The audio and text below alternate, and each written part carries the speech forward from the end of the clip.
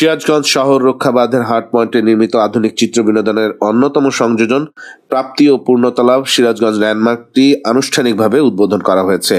সোমবার বিকেল 4টায় এই নান্দনিক স্থাপনাটির শুভ উদ্বোধন করেন সিরাজগঞ্জ জেলা প্রশাসক মোহাম্মদ নজরুল ইসলাম।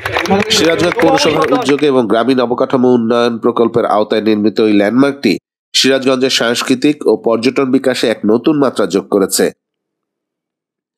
উন্নত দেশের আদলে নির্মিত এই স্থাপনাটি শহরের আধুনিক রূপান্তরের সাক্ষ্য বহন করছে। উদ্বোধনের দিন থেকেই সিরাজগঞ্জ শহরের মানুষ ও আশপাশের বিভিন্ন এলাকা থেকে আগত দর্শনার্থীরা ভিড় করছেন এক নজর এই ল্যান্ডমার্কটি দেখার জন্য। অনেকেই সেখানে দাঁড়িয়ে ছবি তুলে সামাজিক যোগাযোগ মাধ্যমে শেয়ার করছেন। এই ল্যান্ডমার্কটি ইতিমধ্যে শহরের মানুষের গর্ব ও সাংস্কৃতিক পরিচয়ের প্রতীক হিসেবে বিবেচিত হচ্ছে।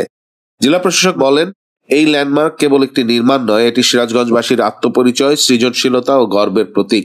এমন উদ্যোগ আমাদের শহরকে আরো এগিয়ে নেবে। এই ল্যান্ডমার্ক ঘিরে ইতিমধ্যেই শহরের বিনোদন প্রেমী ও ফটোপ্রেমী মানুষের মাঝে ব্যাপক আগ্রহ দেখা যাচ্ছে।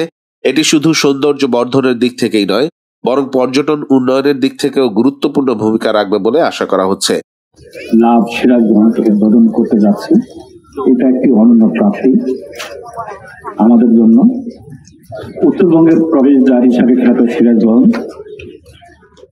উল্লেখ্য, শহর রক্ষা বাঁধের হাট পয়েন্ট এলাকাটি আগে থেকে একটি জনপ্রিয় বিনোদন কেন্দ্র হিসেবে পরিচিত ছিল। নতুন এই ল্যান্ডমার্ক নির্মাণের ফলে এলাকাটি এখন আরো প্রাণবন্ত ও আকর্ষণীয় হয়ে উঠেছে।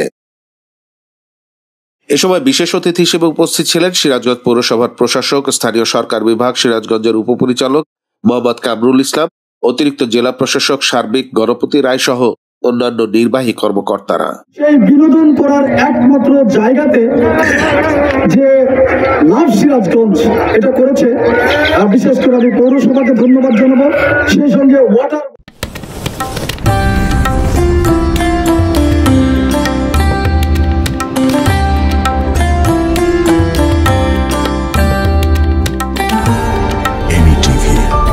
স্বাধীন বাংলার স্বাধীন কণ্ঠ।